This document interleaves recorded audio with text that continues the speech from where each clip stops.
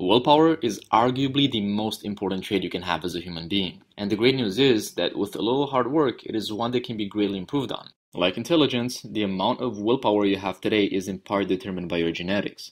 Unlike intelligence, willpower can be significantly increased for a lasting effect if you exercise it properly. Psychologists conducted thousands of studies to reach accurate, evidence-based conclusions about this essential trait. Watch this video until the end and you will learn when and how your willpower is being used and what you can do to replenish it and to grow it stronger. Oh, and as a bonus, I will include 5 facts about the infamous David Blaine, whom I consider to be the grandmaster of self-control. Here we go. Willpower is a finite resource that becomes progressively depleted as you use it throughout your day. Anytime you concentrate, hide your emotions, endure discomfort, resist temptations, or try to control any other primitive drive, you are dipping into your daily pot of willpower. If the first half of your day exhausts the pot, you will then be more likely to act impulsively and be less productive in the second half of your day. Focus therefore on your most important task in the morning while your willpower is still fresh. When you inevitably have important commitments later in the evening and you want your mind to remain sharp, make it a point to reserve some of your willpower by avoiding too much self-control throughout the day. For example, it is probably not a good idea to ignore your food cravings the day you are meeting your boss to discuss that promotion. It is important to keep in mind that you use the same stock of willpower for all manner of tasks. Listening to a boring lecture, playing the guitar, or suppressing your hunger will all take a toll on this same precious resource.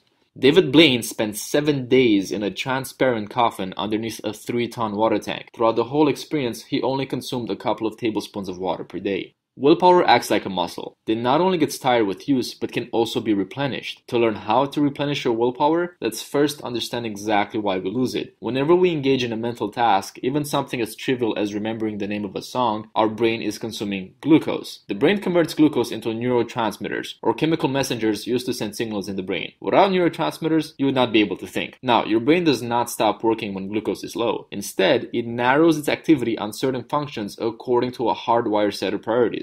If your brain is running low on glucose, it will prioritize more primitive drives, like food-seeking behavior, over, let's say, attention to proper etiquette. Unfortunately, willpower is an expensive privilege as far as the brain is concerned and will quickly fall behind when glucose is running low. This is a state called ego depletion, which will diminish your ability to regulate your thoughts and behavior. Now, I'm not giving you a free pass to eat sugar as a quick fix. Instead, you are much better off replenishing your willpower by consuming high-protein, low-sugar snacks with a low glycemic index, meaning foods that are slow burners and that provide a slow and sustained release of sugar. These include apples, berries, nuts, sweet potatoes, and most vegetables. Healthy mind and healthy body. David Blaine fasted for 44 days, consuming only water while suspended in a transparent box over the Thames River in London.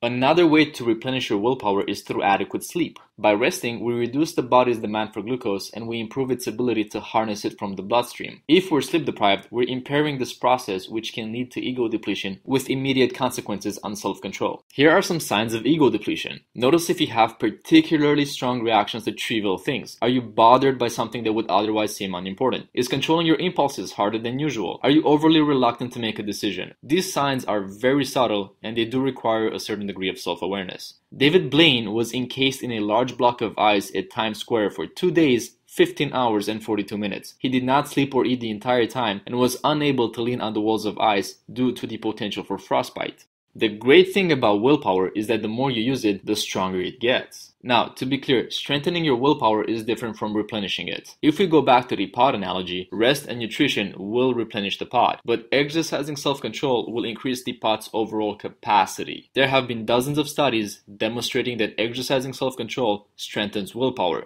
In one such study, psychologists instructed students to work on their posture for 2 weeks, after which they administered a measure of self-control. As it turns out, those who were told to sit up a little straighter had an increased measure of willpower. So discipline fosters more discipline, and on top of that, exercising self-control in one area of life seems to improve all other areas as well. Regular exercise or meditation are great ways to strengthen your willpower, but let's talk about some ways to start small and build momentum from there. You can warm up your willpower muscle in many different ways. Train yourself to actively say yes instead of yeah, use your non-dominant hand to brush your teeth, or stay true to the original study and work on improving your posture. The point is that you have to exert some degree of self-control, since all these actions force you to act in a way that you normally would not. Do these silly exercises consistently for a week or two, and your willpower will improve and warm you up for bigger challenges.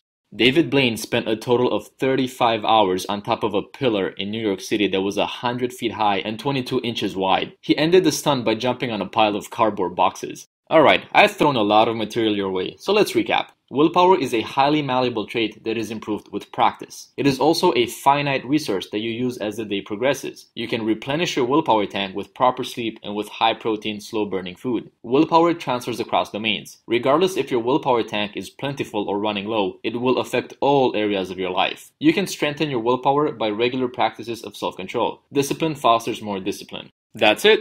I hope you found this information insightful and apply it to your day-to-day. Thank you for watching, and as always, thank you for your curiosity. If you enjoyed this animation, or if you experienced an aha moment, please subscribe to our channel so you don't miss out on the next one. Spread the love by sharing this video and connect with us on Facebook and Twitter. Finally, we highly value your input, so please leave a comment if you have any questions or suggestions. Oh, and the last David Blaine fact is that he spent 7 days in a water-filled sphere using only a tube for air and nutrition. Until next time.